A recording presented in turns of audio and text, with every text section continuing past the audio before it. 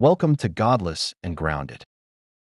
Ever wondered why, despite living in an era of space telescopes and gene editing, ancient myths still hold such a tight grip on the modern world?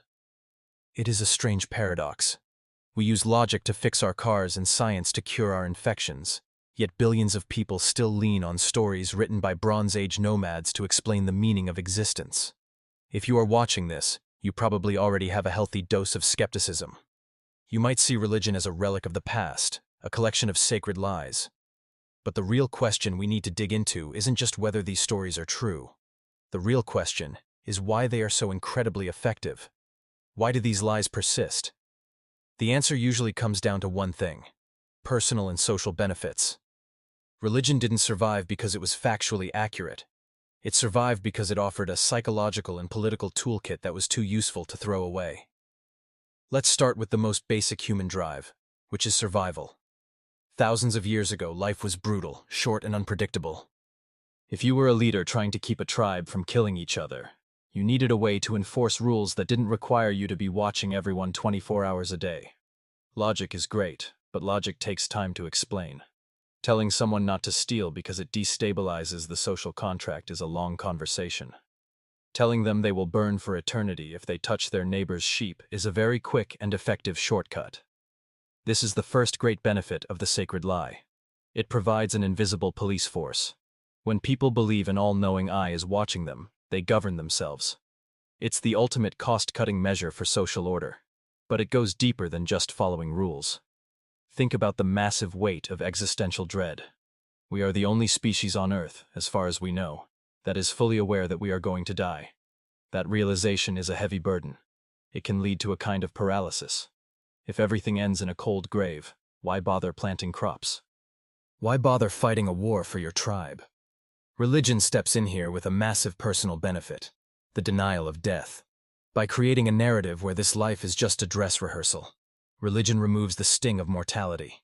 It turns a terrifying end into a transition. This makes people more courageous, more willing to endure hardship, and more likely to invest in a future they won't even see. It's a powerful psychological anesthetic. Consider the historical example of the divine right of kings. For centuries, rulers claimed they weren't just lucky or strong, but were actually chosen by God. This was a sacred lie that benefited both the ruler and the ruled. The king got absolute power, and the people got a sense of stability. If the king is chosen by God, then rebelling against the king is rebelling against the universe itself. It creates a rigid hierarchy that prevents civil war. Even if the king was a tyrant, the belief in his divine status kept the gears of society turning. We see this today in various forms of nationalism and political cults. People want to feel that their leaders are part of a grand cosmic plan, because the alternative that we are just being led by flawed, greedy humans making it up as they go is too scary to face. Then there is the benefit of community and tribal identity. Humans are social animals. We evolved to live in small groups where being cast out meant certain death. Religion provides the ultimate in-group signal. When you share a specific set of rituals, dietary laws, and myths, you are telling everyone around you that you are part of the team. This creates a high level of trust within the group. You are more likely to help someone who prays the same way you do. The sacred lie acts as a social glue. The actual content of the belief almost doesn't matter. It could be about a man walking on water or a prophet flying on a winged horse. The point isn't the truth of the claim. The point is that believing the claim proves your loyalty to the tribe. This is why it is so hard to argue people out of their faith with logic. You aren't just attacking a factual error. You are threatening their entire social support system. Let's look at the concept of purpose. Science is wonderful at telling us how things work, but it is intentionally silent on why we are here. A physicist can explain the trajectory of a bullet, but they can't tell you if the war is just. For many people, a universe without a pre-written script feels empty. Religion fills that void with a ready-made purpose. It tells you that you were created for a reason, that your suffering has a point, and that there is a cosmic balance sheet where all wrongs will eventually be made right. This is a massive personal benefit. It prevents the dark night of the soul and gives people the motivation to get out of bed in the morning. It's much easier to endure a miserable job or a personal tragedy if you believe it's all part of a divine test that will lead to a reward. There is also the historical reality of how religious texts were used to gatekeep knowledge. For a long time, the only people who could read and write were the clergy. By claiming that the sacred texts were the only source of truth, they could control the flow of information. This benefited the elites by keeping the masses in a state of intellectual dependence. If you want to know what is right or wrong, you have to ask the priest. If you want to know how the world started, you have to listen to the sermon. This monopoly on truth allowed religious institutions to accumulate massive wealth and land. The sacred lie in this context was a business model. It turned spiritual guidance into a commodity that could be traded for gold and political influence. Think about the psychological comfort of certainty. The world is a chaotic, confusing place. Bad things happen to good people for no reason at all. A tsunami doesn't care if you are a saint or a sinner. That randomness is terrifying. Religion replaces that randomness with a narrative. It says that nothing happens by accident. Even when things look bad, there is a hidden plan. This reduces anxiety. It's a form of cognitive insurance. People are willing to accept a lie that makes sense over a truth that is chaotic. We are storytelling apes, and we prefer a bad story to no story at all. We also have to talk about the physical benefits of religious practice. Many religious rituals actually have built-in psychological rewards. Meditation, prayer, and communal singing have been shown to lower cortisol levels and increase dopamine and oxytocin. When people feel a spiritual high, they assume it's evidence of a higher power. In reality, it's just their brain responding to specific stimuli.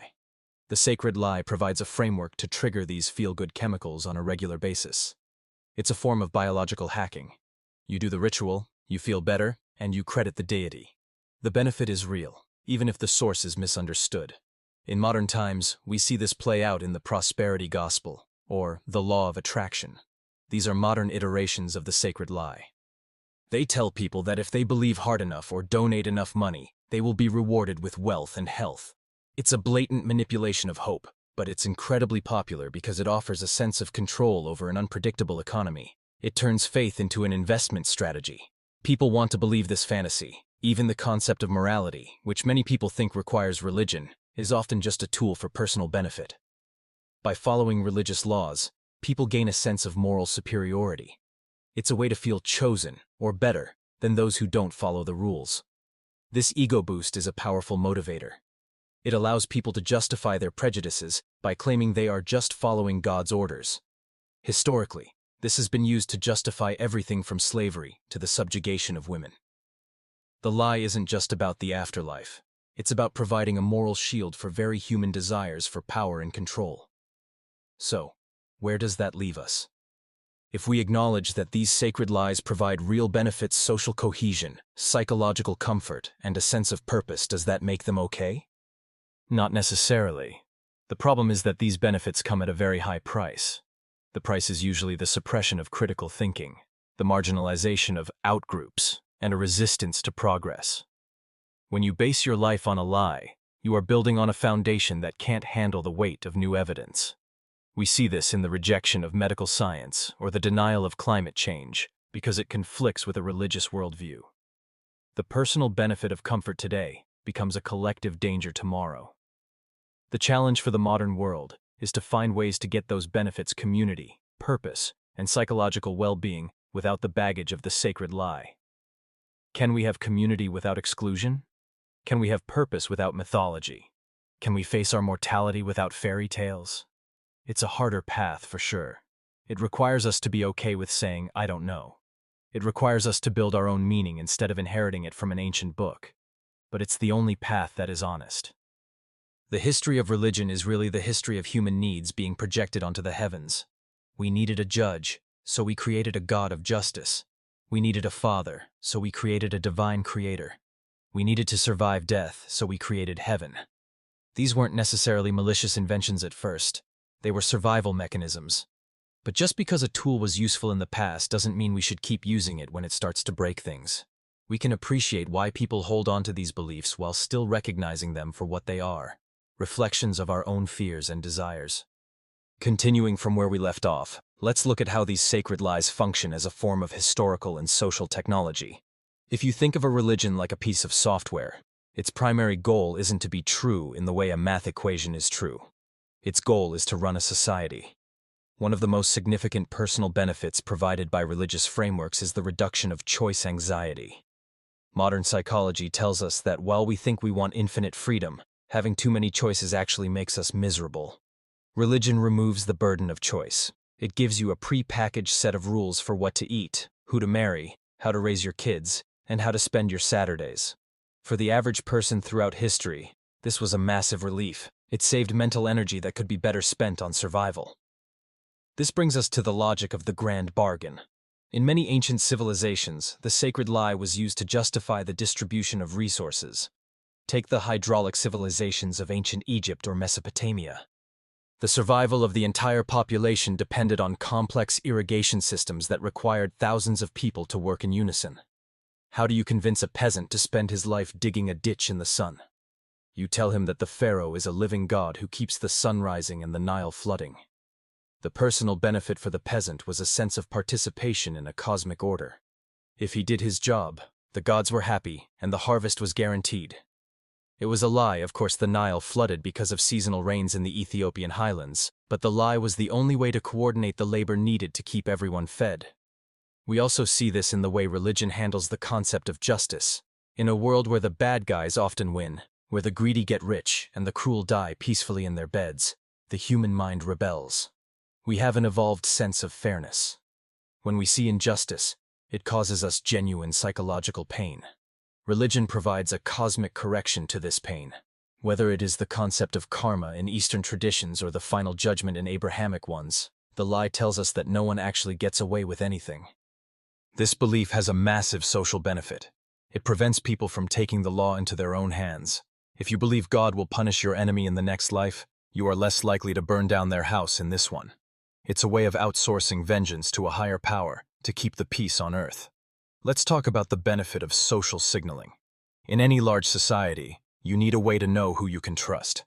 Before we had background checks and credit scores, we had religious identity. If a merchant in the Middle Ages traveled from London to Cairo, he could find a community of his own faith and instantly have a network of people who would do business with him. Why? Because the shared sacred lie acted as a guarantee of behavior. If you both believe in the same God who punishes liars, you have a baseline of trust. This is why many religious groups have very specific costly signals, like difficult fasts, expensive sacrifices, or distinctive clothing. These acts prove you are serious about the group. The benefit is clear. By adopting the lie, you gain access to a global trade and support network. There is also the historical role of religion as the original self-help industry.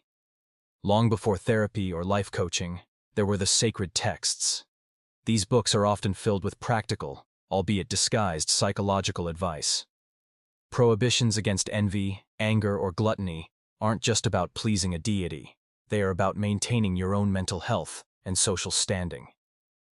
By framing these common-sense tips as divine commands, they were given more weight. The person following them felt they were becoming holier, but the actual benefit was that they were becoming more disciplined and socially adjusted. The lie was just the packaging for the medicine. Consider the placebo effect of prayer and ritual. Scientists have studied the brains of people in deep prayer or meditation and found that it activates the same regions as intense focus and relaxation. When a person prays for a sick relative, they feel like they are doing something in a situation where they are actually powerless. This reduces their own stress and helps them cope with grief. The relative might not get better because of the prayer, but the person praying feels a sense of agency. This is a powerful personal benefit. It prevents the psychological collapse that comes from feeling completely helpless. The lie is that the prayer is a long-distance communication with a creator. The truth is that it's a self-soothing mechanism that keeps the human mind from breaking under pressure. We can't ignore the role of sacred history in building national identity. Most countries have a foundation myth that involves some kind of divine intervention or manifest destiny. These stories are rarely accurate, but they are incredibly useful. They turn a group of random people living in a geographic area into a people with a mission. This shared identity allows for massive collective action. It's how cathedrals were built over centuries, how empires were expanded, and how nations survived being conquered. The benefit to the individual is a sense of belonging to something eternal.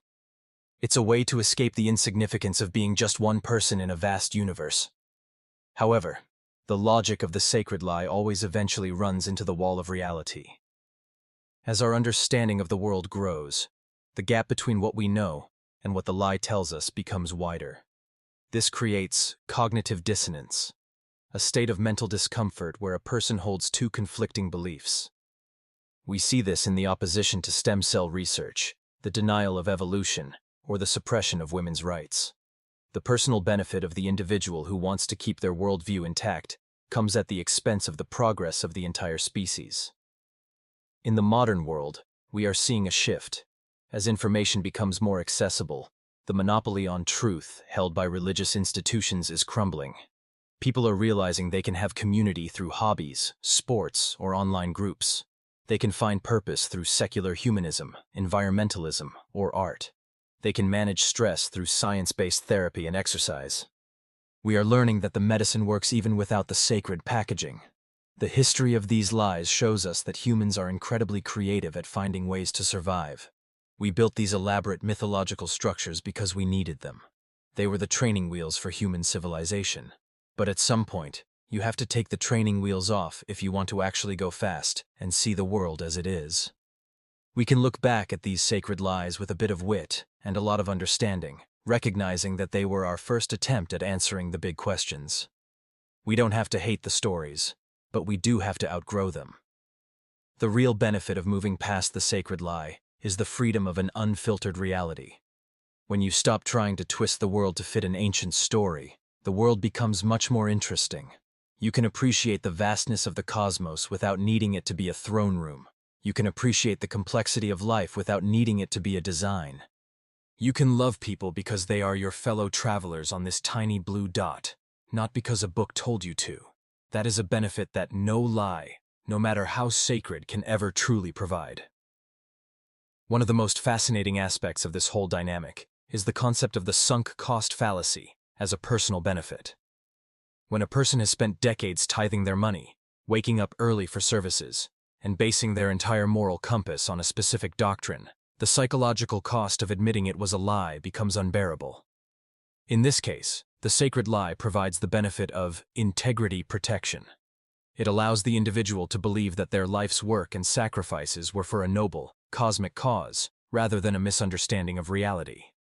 Furthermore, we have to look at how these lies act as an emotional buffer against the sheer scale of the universe. Logic and science tell us that we are living on a tiny planet in a quiet corner of one galaxy among billions. That scale is terrifying to the human ego, which evolved to feel like the center of its own world. Religion offers the benefit of cosmic significance. It shrinks the universe back down to a human scale where the creator of all that vastness is personally interested in your dietary choices or your private thoughts. This divine attention is a massive boost to self-esteem. It transforms a lonely random existence into a starring role in a universal drama. For many, the comfort of being a child of God is far more appealing than the reality of being a complex biological accident, even if the latter is supported by every piece of evidence we have. Finally, the sacred lie provides a framework for generational continuity.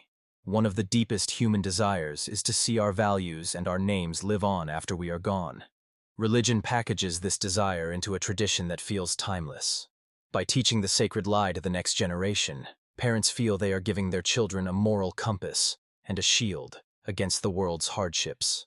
The benefit here is the peace of mind that comes from believing your family is part of a lineage that stretches back to the beginning of time and forward into eternity.